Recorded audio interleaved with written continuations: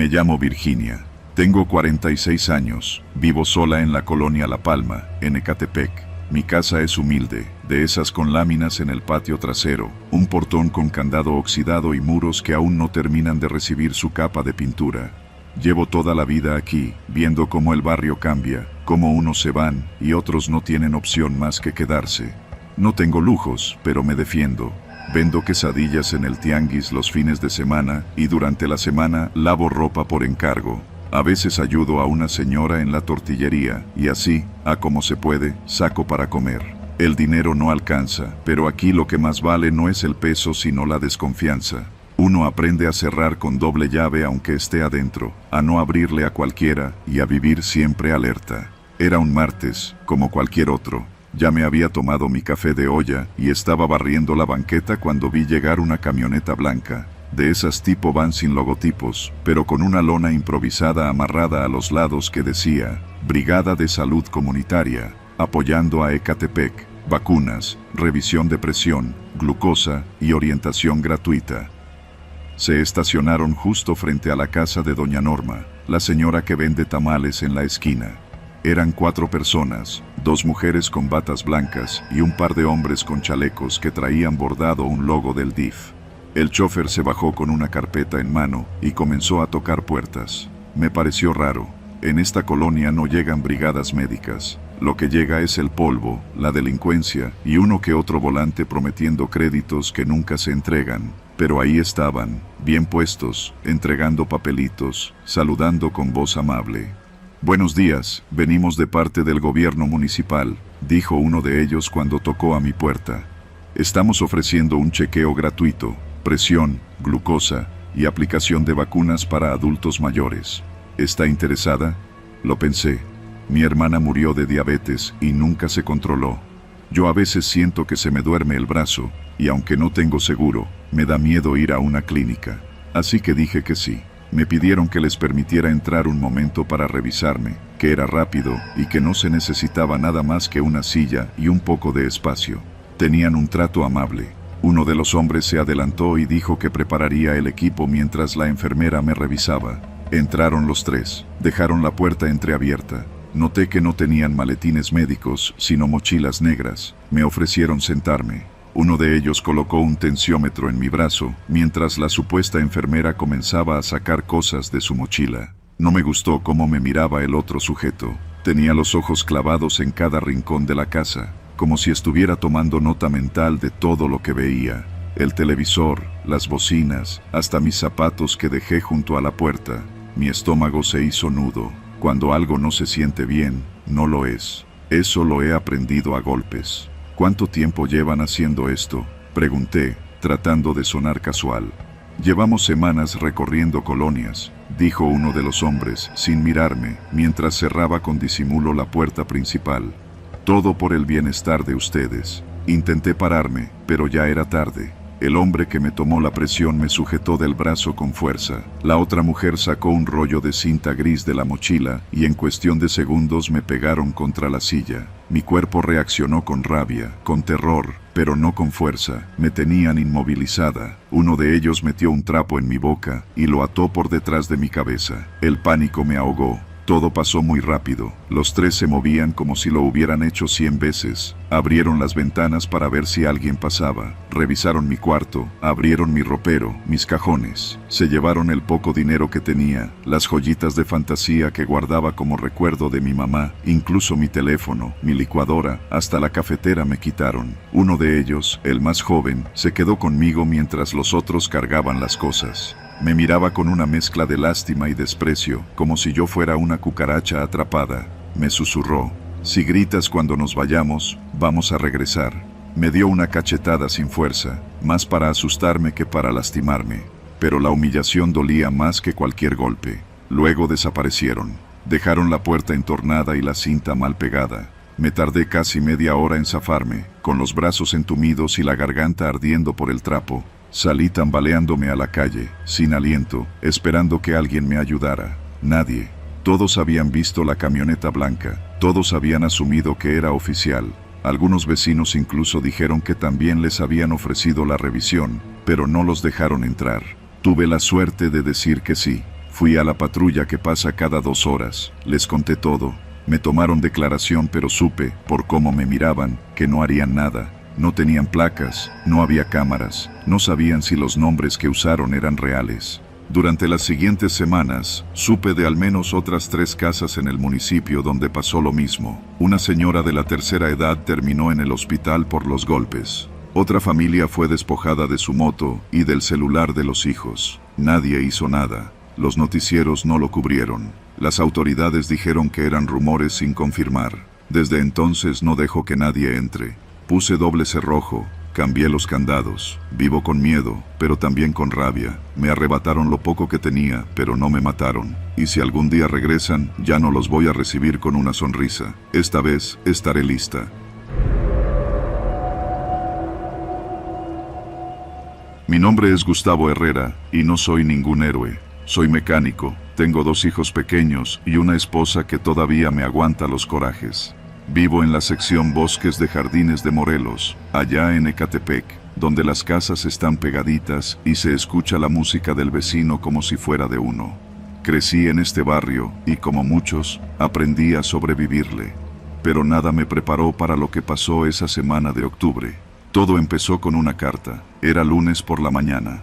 Mi esposa, Diana, estaba barriendo la entrada cuando encontró el sobre metido por debajo de la reja. Era blanco, sin timbres, sin remitente, sellado con cinta adhesiva. Me lo entregó con una cara entre confundida y preocupada, como si ya supiera que no era algo bueno.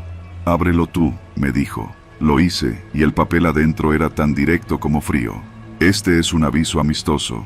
A partir del día 15 de octubre, su familia deberá aportar una cuota de seguridad de 1,500 pesos semanales. A cambio, nadie los molestará. No se equivoquen, esto no es una broma. El que no coopera, sufre las consecuencias. Tienen hasta el viernes para dejar el dinero dentro de una bolsa negra, debajo de la maceta roja en la esquina. No se les ocurra avisar a nadie». Nos quedamos callados. Diana me miró, esperando que dijera algo tranquilizador, pero lo único que pude soltar fue un «¿Qué chingados es esto?».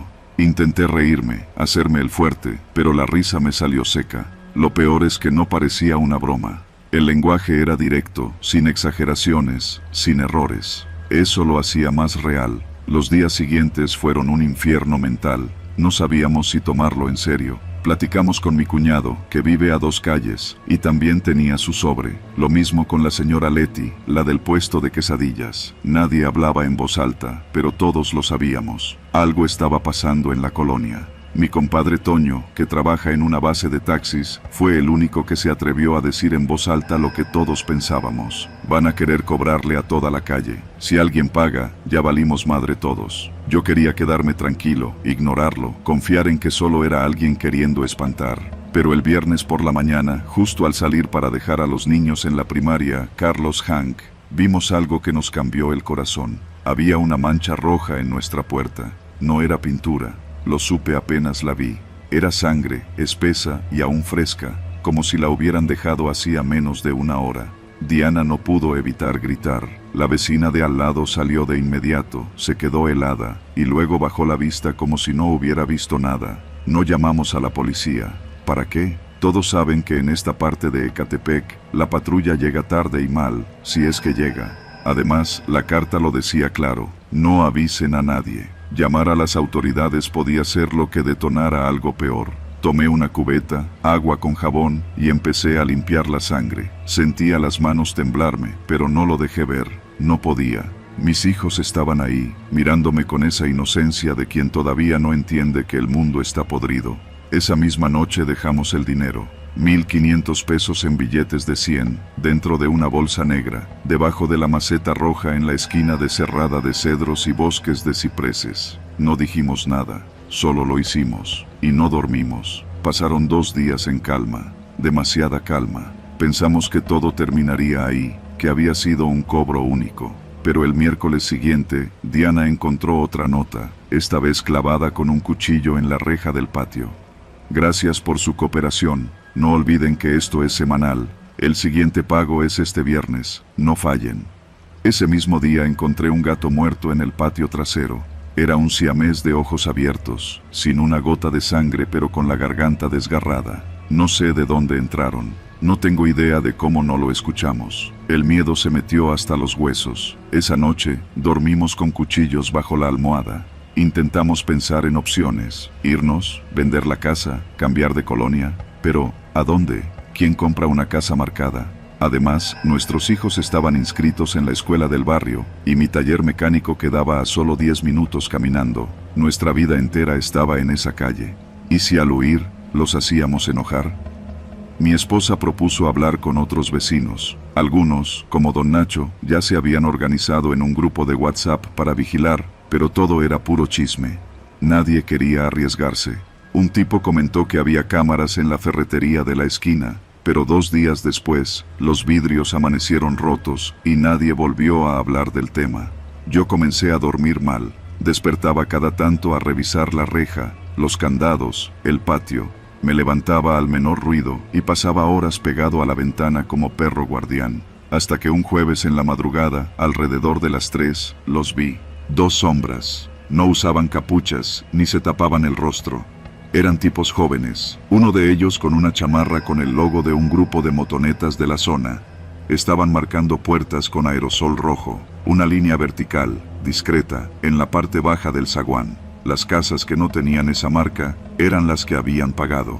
Esa misma noche, tomé una decisión. Al día siguiente, me puse una chamarra vieja, agarré el carro y me estacioné en la esquina contraria al punto de entrega, justo antes de la hora indicada. Pude ver a uno de los sujetos llegar en motoneta. Recolectó al menos 4 bolsas negras, las revisó, las metió en una mochila y se fue sin prisa. Todo en menos de 5 minutos. Lo seguí. No sabía si era una locura, pero no podía quedarme cruzado de brazos. La motoneta se metió por varias calles hasta llegar a un lote baldío junto a una casa sin aplanar, cerca del módulo de vigilancia que lleva meses cerrado.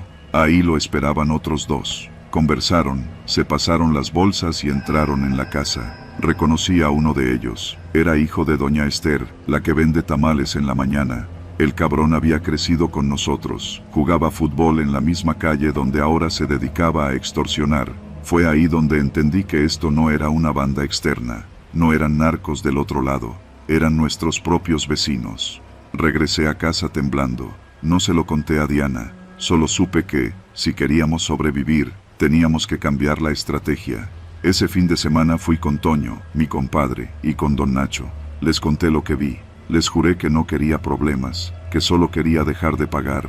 Les propuse reunir pruebas, juntarnos, grabar, fotografiar, seguirlos. Tardamos una semana, y lo hicimos con cuidado. Captamos al mismo joven recogiendo las bolsas, con la misma motoneta. Sacamos placas, fotos, grabaciones. Cuando tuvimos suficiente, Toño usó una conexión que tenía en la Fiscalía Regional de San Cristóbal. No era garantía de nada, pero era lo único que nos quedaba. Lo que pasó después fue rápido. Una noche llegaron varias patrullas sin logos visibles. Se metieron a la casa donde operaban y salieron con 4 detenidos. La calle se llenó de luces azules y murmullos. Al día siguiente, Ecatepec amaneció con una nueva historia. Todos fingimos no saber nada. Nadie dijo una palabra. Durante semanas, vivimos con miedo a represalias. Pero no pasó nada. El silencio volvió, los pagos cesaron, y aunque la desconfianza quedó tatuada en la colonia, supimos que habíamos ganado, al menos esa batalla. No nos fuimos. Seguimos aquí. Porque este es nuestro hogar, y aunque a veces la amenaza venga desde dentro, también desde dentro puede surgir la resistencia. Nunca volveré a ser el mismo, pero estoy vivo, y mi familia también. Mi nombre es Diego. Tengo 26 años y vivo en San Cristóbal, en Ecatepec. Trabajo en la Colonia del Carmen, en una agencia de publicidad chiquita, casi de sobrevivencia. Esa noche salí tarde. Me habían pedido terminar una presentación urgente, y cuando por fin apagué la computadora y me levanté de la silla, eran casi las 11.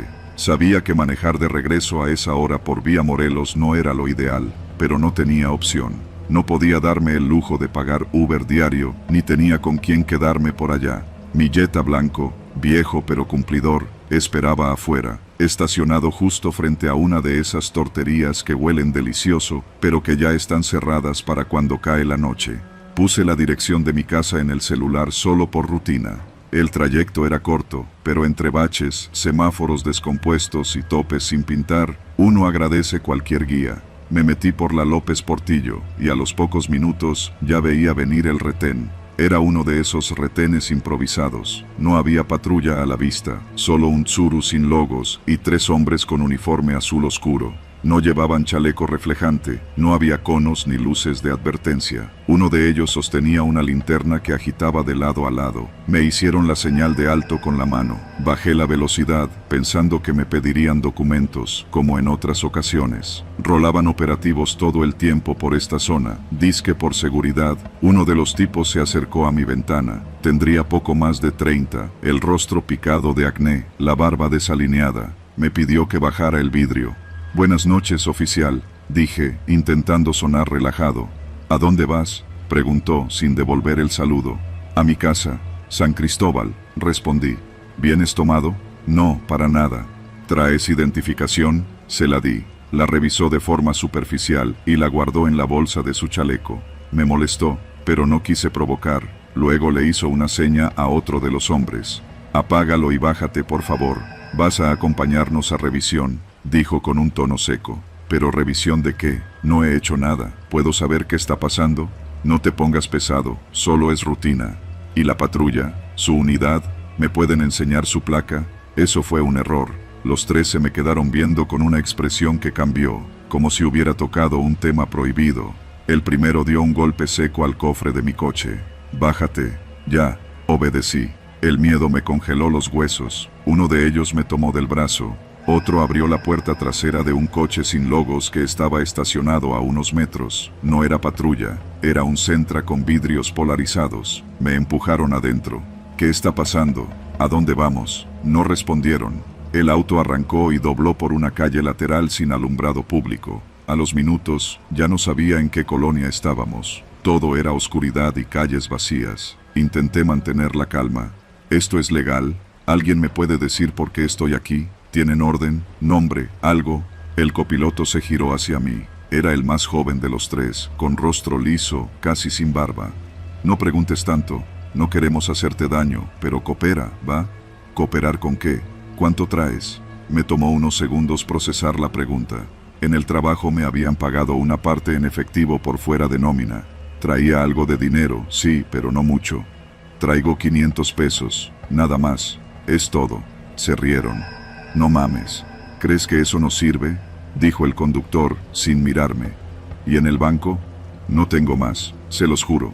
Me pidieron desbloquear mi teléfono. Me negué. Uno de ellos, sin decir palabra, me soltó un manazo que me reventó el labio. El golpe me hizo ver luces. El sabor metálico de la sangre me llenó la boca.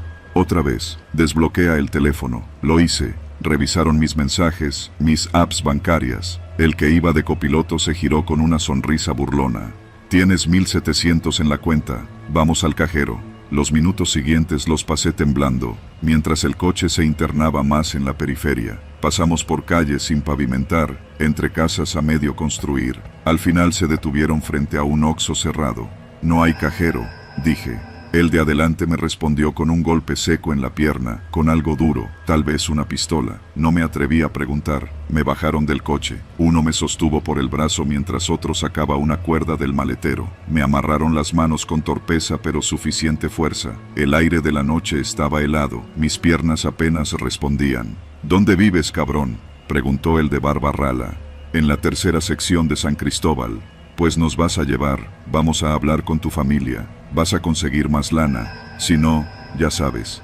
Las calles de mi colonia parecían un laberinto de sombra. Yo intentaba pensar, buscar una salida, una forma de escapar, pero eran 3, uno armado, nadie alrededor. Cuando entramos a mi calle, reconocí a don Rogelio, un vecino, barriendo la banqueta. Era la 1 de la mañana. Él siempre decía que tenía insomnio. Los tipos bajaron el volumen de su voz. Uno incluso intentó esconder la cara. «Bájate, vas a entrar por dinero. Si haces algo pendejo, nos metemos y se arma».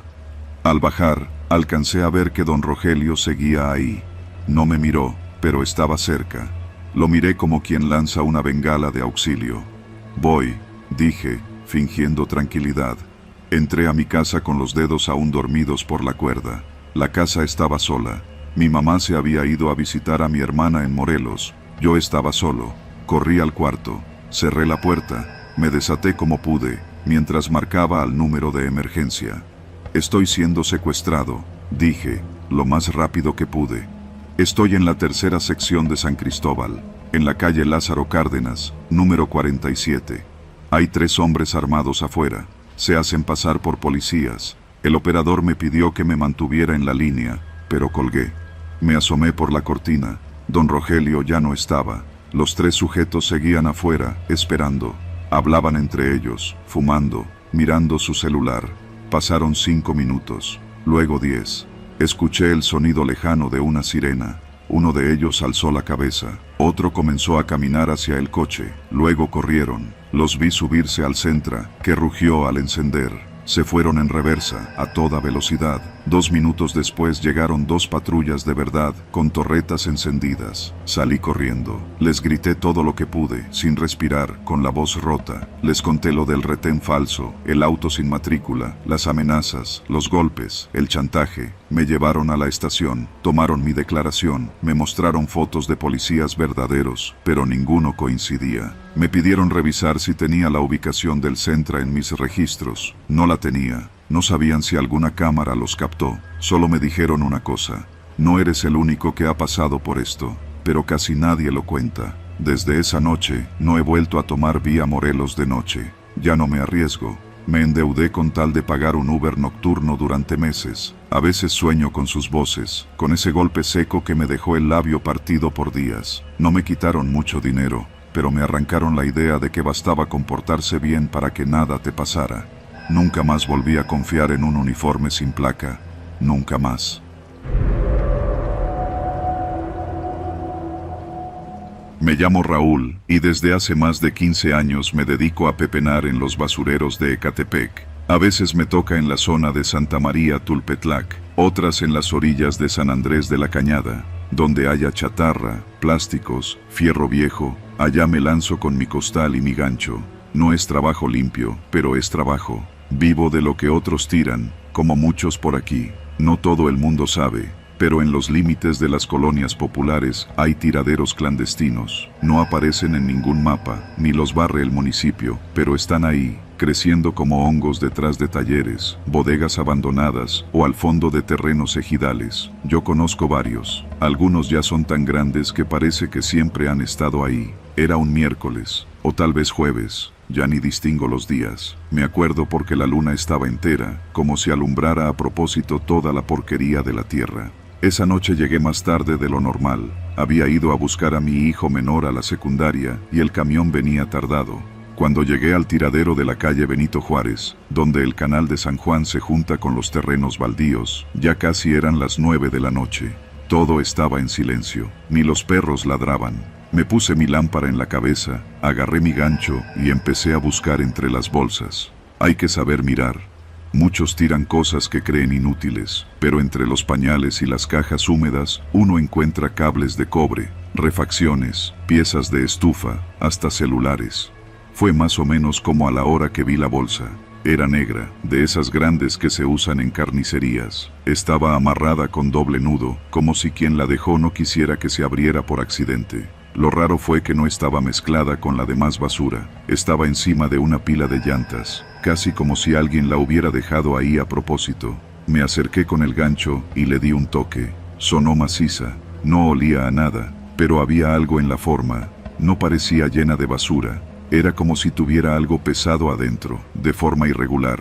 Pensé que tal vez era cobre o fierro, así que la bajé con cuidado y la abrí. No sé cómo describir el olor. No era como el de los pañales sucios ni el de la comida podrida. Era más denso, como el de un refrigerador abandonado lleno de carne echada a perder, pero con un fondo metálico. Y entonces vi lo que tenía adentro. Una pierna humana, sin zapato, sin calcetín, toda amoratada, todavía con algo de piel, como si no llevara mucho tiempo muerta. Me eché para atrás. No grité. No soy de los que se espantan fácil, pero esa cosa me revolvió el estómago. Revisé mejor. La bolsa tenía más. Un brazo, un torso, todo picado, cortado con alguna herramienta. No vi la cabeza. Me quedé un rato ahí, paralizado. Lo primero que pensé fue en irme, salir corriendo y no volver, pero luego algo me detuvo. Pensé en la policía, pensé en cómo son aquí en Ecatepec. No iban a creer que yo solo estaba pepenando. Me iban a querer colgar el muerto, literal. Me imaginé esposado, en una patrulla, mi familia sin saber nada. Me imaginé en el penal de Chiconautla, y un sudor helado me empapó la espalda. Decidí no tocar nada más. Volví a amarrar la bolsa como estaba y la dejé en el mismo lugar. Caminé despacio, con el corazón dándome golpes en el pecho. Tomé mis cosas y salí del tiradero, sin voltear atrás. Pero esa noche no dormí. Al día siguiente, le conté a mi compa Joel. Él también es pepenador, más viejo que yo, pero ya con experiencia. Cuando le dije lo que vi, no se sorprendió tanto como esperaba. Me miró serio, prendió un cigarro y dijo: no es la primera vez, Raúl. Me contó que hace 2 años, en otro tiradero, uno de sus sobrinos encontró un cráneo entre los cascajos. Nunca dijeron nada. Si hablas, te buscan, me dijo, y luego bajó la voz. Hay gente que viene de noche, en camionetas sin placas, no tiran basura, tiran cuerpos. Me reí, no porque me hiciera gracia, sino porque me negaba a creerlo. ¿Tú crees que los narcos usan estos tiraderos para desaparecer gente? Él solo asintió. Después de eso, empecé a ver todo distinto.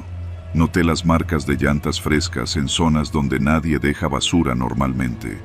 Vi manchas oscuras en costales que nadie recogía. Un día, encontré un zapato solitario, todo cubierto de lodo, con la suela casi nueva. Otro día, un cinturón de cuero caro entre pañales y bolsas de Soriana. Pero lo peor fue la tercera noche. Volví al mismo tiradero, no por gusto, sino porque me quedaba cerca y necesitaba dinero. Llegué a eso de las 8 y no había nadie más. Empecé a recolectar latas y botellas, pero apenas había avanzado unos metros cuando escuché una camioneta. Venía por la brecha, sin luces. Me escondí detrás de una pila de escombros y apagué mi lámpara.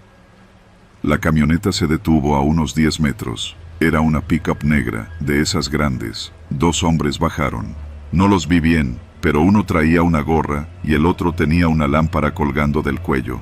Abrieron la cajuela y bajaron una bolsa negra, igualita a la que vi días antes. La arrojaron con fuerza al montón de basura y se fueron, sin decir una palabra. Me quedé agachado por casi media hora, esperando que se fueran. Luego, con las piernas temblándome, me acerqué a ver la bolsa. Esta vez no la abrí. Ya sabía lo que había dentro. No volví a ese tiradero. Pasaron los días y traté de convencerme de que no era mi problema. Me fui a trabajar a otro basurero, en la zona de la presa, pero no podía dejar de pensar en eso. Empecé a tener pesadillas. Soñaba con cuerpos apilados, con bolsas que se movían solas, con policías entrando a mi casa por la noche, arrastrándome frente a mi esposa y mis hijos, hasta que un día me armé de valor y fui a la delegación. No dije mi nombre verdadero. Les conté lo de la bolsa, que había visto cosas sospechosas, que en los tiraderos clandestinos pasaban cosas raras. El agente que me atendió tomó nota como con flojera. Me preguntó si tenía pruebas. Le dije que no.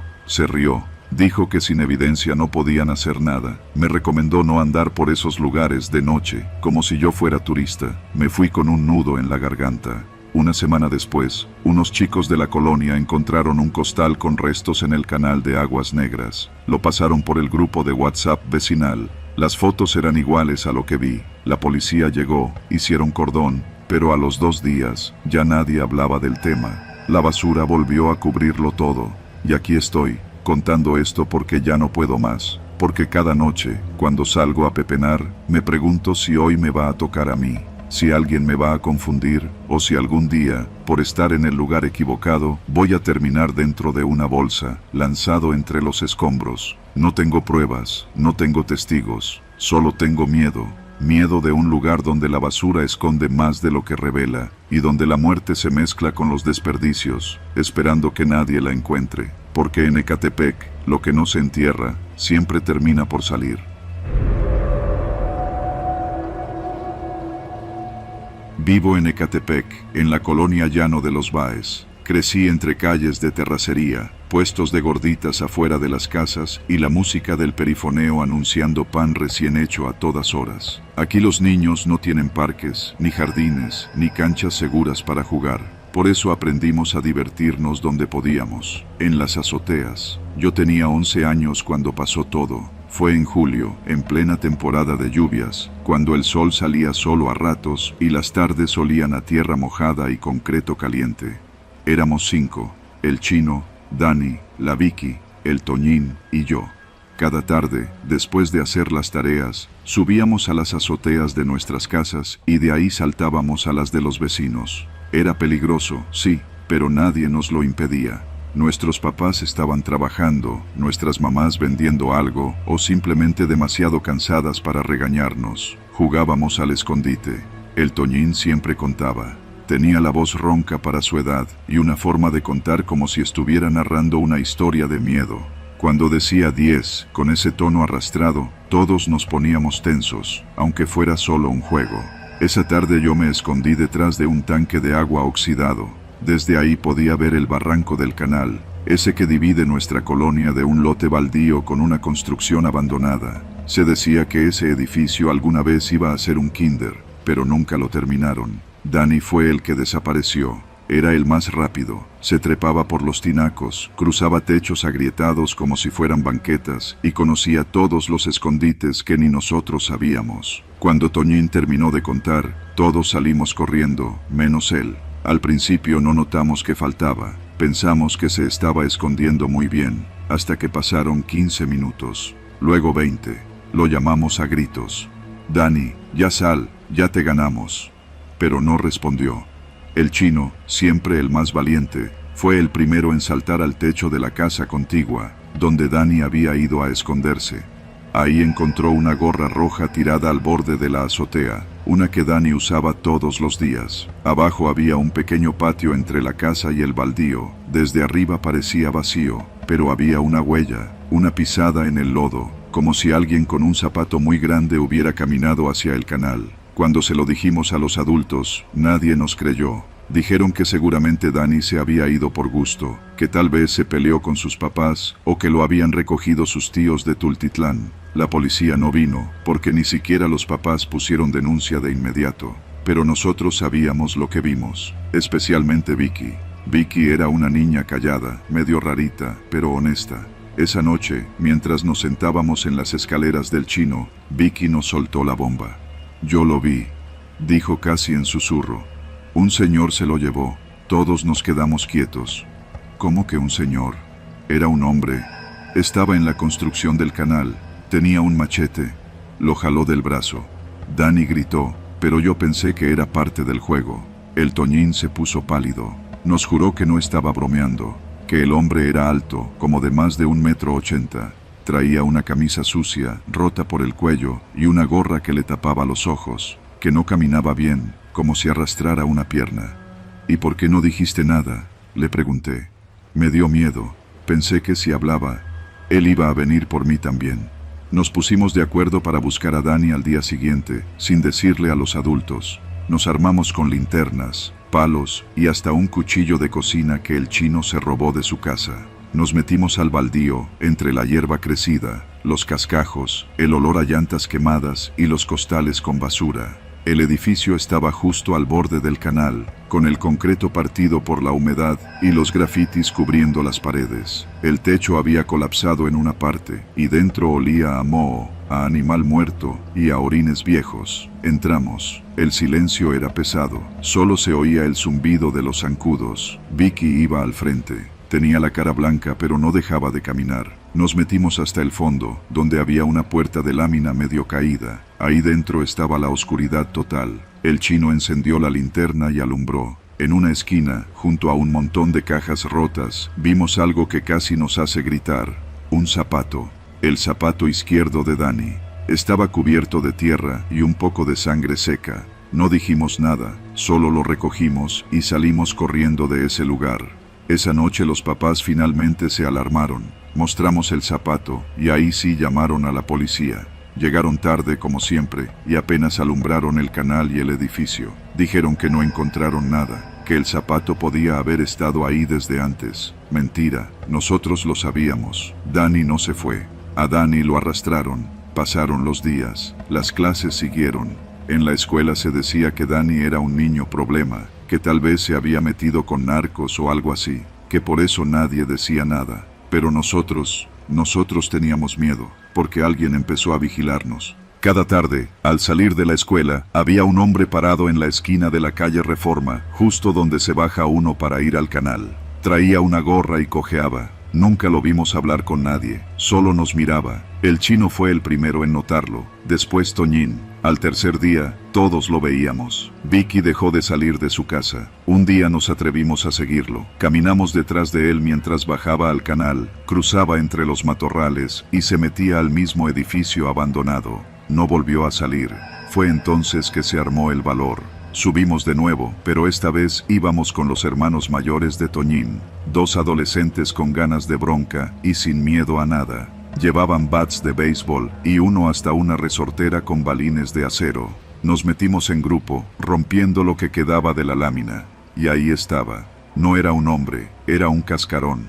Una figura con la cara quemada, sin ojos, con la piel cuarteada por el sol y el machete colgando de la mano. No respiraba, no se movía, pero estaba de pie, como si alguien lo hubiera puesto ahí. Detrás de él, una trampa, un agujero en el suelo tapado con láminas y ramas secas. Lo quitamos. El olor fue insoportable. Allá abajo, en una fosa mal hecha, estaba Dani, muerto. Y no solo él, había más: ropa, zapatos, mochilas. No dijimos nada más. Llamamos a la policía, esta vez con pruebas. El lugar se llenó de patrullas, cintas amarillas y cámaras de noticias. Nunca dijeron la verdad. Hablaron de una fosa clandestina descubierta por menores, sin nombres, sin responsables, sin seguimiento.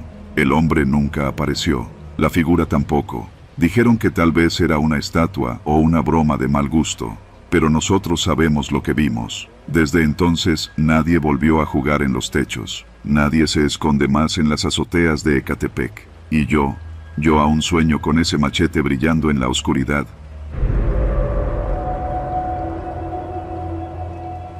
Mi nombre es Raúl, y soy fotógrafo freelance. Desde hace algunos años me dedico a documentar lo que la gente no quiere ver, lo que se vuelve paisaje en la rutina de los demás. Basureros ilegales, grietas urbanas, viviendas derrumbadas por la corrupción, drenajes a cielo abierto, cosas así.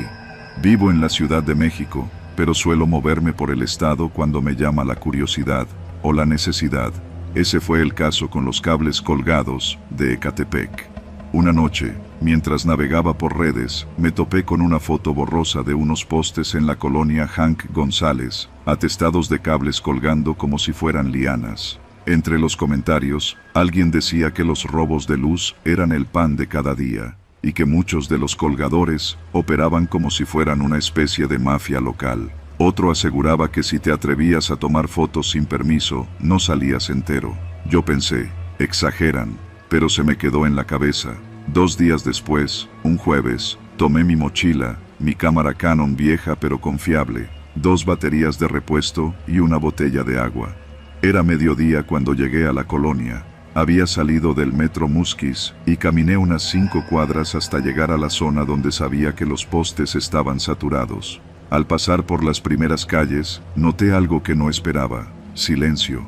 No el silencio natural, sino esa especie de pausa donde parece que todos te están mirando sin mirar directamente. Los postes estaban tal como los imaginaba, recubiertos de capas de cableado negro, grueso y retorcido. Algunos ya ni se distinguían como postes, eran columnas deformes. Me puse a tomar fotos. A lo lejos, un señor con delantal se me quedó viendo desde una carnicería. Seguí caminando, capturando ángulos bajos, tratando de no llamar la atención. Tomé imágenes de medidores alterados, transformadores colapsados, postes con ramas amarradas, y un grupo de niños jugando debajo de un mar de cables expuestos. Entonces, escuché el ruido. Carnal! Me giré. 3 hombres venían hacia mí. Vestían camisetas largas, gorras sin marca y pantalones flojos, llenos de polvo. Uno llevaba un cinturón de herramientas. El que iba al frente tenía la mirada afilada. ¿Qué haces, güey?, dijo, sin levantar la voz, pero con tono seco. Estoy tomando fotos de los postes, respondí con la mejor voz de periodista que pude fingir. Es para un proyecto documental. ¿Proyecto de quién? ¿Del gobierno o qué? No, independiente. Yo trabajo por mi cuenta. ¿Y por qué aquí? Porque aquí hay un problema serio de cableado. Está cabrón, ¿no? Es peligroso. Los tres se acercaron más, me rodearon. El del cinturón miró mi cámara. ¿Y por qué no pides permiso, chavo?, dijo el tercero, el más joven. Aquí no puedes andar tomando fotos así nada más. ¿No sabes con quién estás tratando? No, disculpen, no quería ofender. El líder sacó un celular viejo y marcó. Solo dijo, ya está aquí. Dice que no es poli. En ese momento entendí que la conversación no era un regaño, era una advertencia. Camínale, vamos, dijo el primero. Intenté explicarme más, pero uno de ellos me empujó. No fue violento, pero firme. Me llevaron caminando entre callejones hasta una casa abandonada en la esquina de una calle sin nombre. Era una construcción de 2 pisos, ventanas rotas, paredes grafiteadas. Afuera, una lona desgastada colgaba de un tubo oxidado. Me hicieron entrar por una puerta que apenas colgaba de las bisagras. El interior olía a humedad, tierra seca y plástico quemado. Si no eres poli, no hay pedo, dijo el que me empujó. Pero vas a tener que explicarte bien. Me sentaron en una silla de plástico rota. Me quitaron la mochila, la cámara y hasta los zapatos.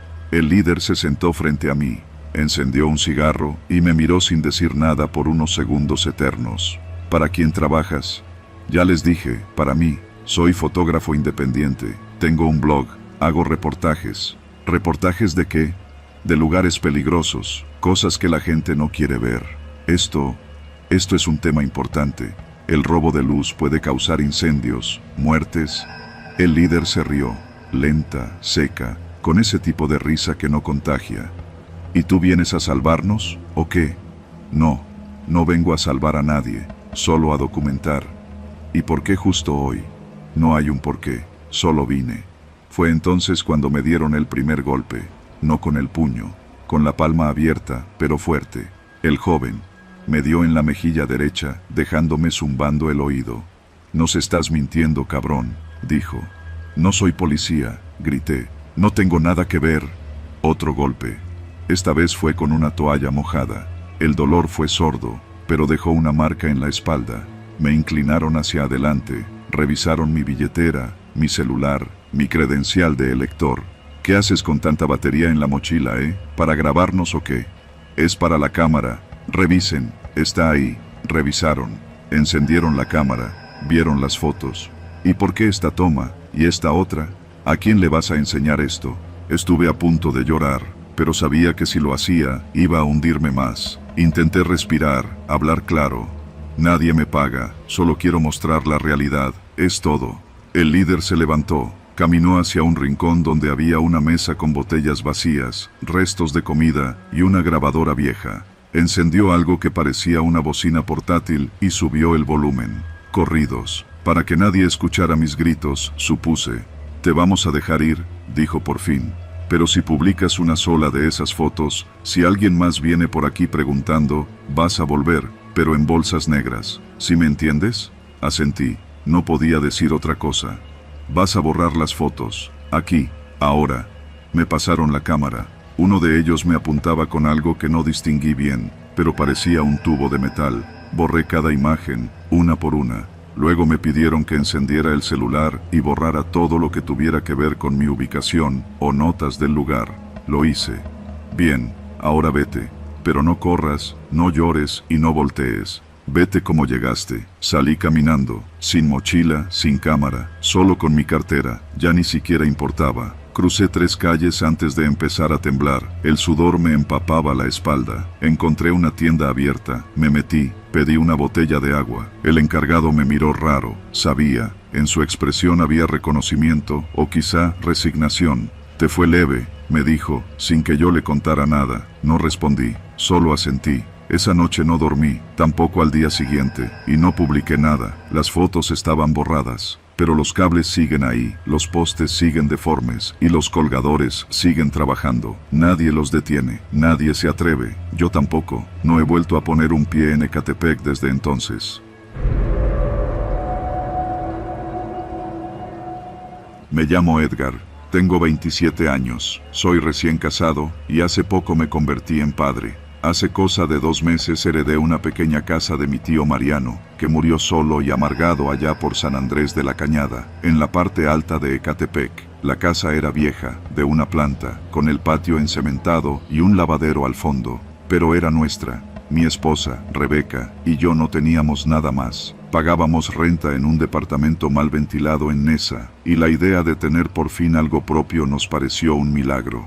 Nos mudamos una tarde de domingo, con ayuda de unos amigos y una camioneta rentada. La calle estaba empinada y llena de baches, pero desde el techo podías ver la ciudad entera como un mar de luces. Tenía algo de belleza, a pesar del polvo y las bardas rayadas con nombres que no reconocía. Al principio todo fue normal. Arreglamos un poco la cocina, le pusimos rejas a las ventanas, y nos hicimos amigos del señor Bonilla, el vecino de al lado.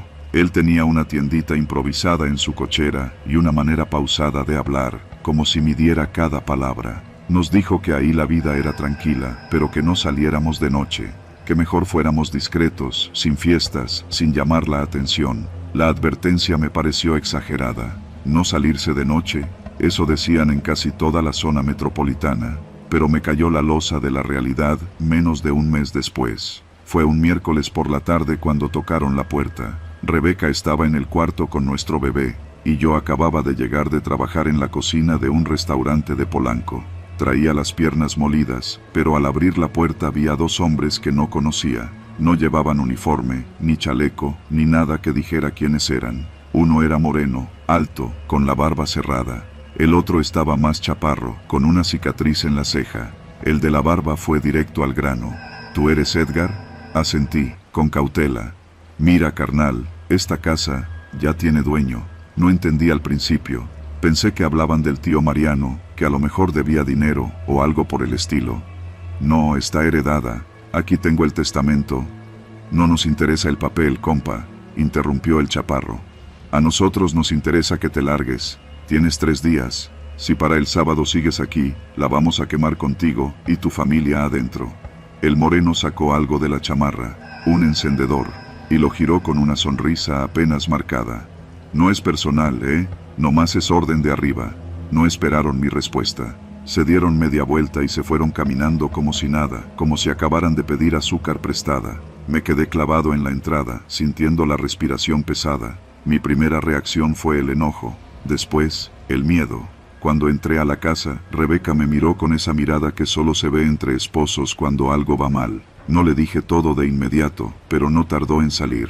¿Crees que era una amenaza real?, me preguntó esa noche, abrazada al niño. ¿Crees que vendrían de verdad? No quise contestar, pero por dentro lo sabía. Al día siguiente fui a buscar al señor Bonilla. Lo encontré sentado en su silla de plástico, tomando café con un trapo en las piernas. Sí, ya los vi pasar, me dijo, sin sorpresa. No son del barrio, llegaron hace como 6 meses. Se hacen llamar La Gente. No gritan, no pintan bardas, pero ya sacaron a 4 familias. Una, la quemaron, nadie lo dice, pero fue eso. ¿Y nadie hace nada? ¿A quién vas a llamar, Edgar? ¿A la patrulla? La última vez que vinieron fue hace más de 1 año. Nomás se llevaron unos caguamas y se fueron. Me fui con el estómago revuelto. Esa noche no dormimos, ni Rebeca ni yo.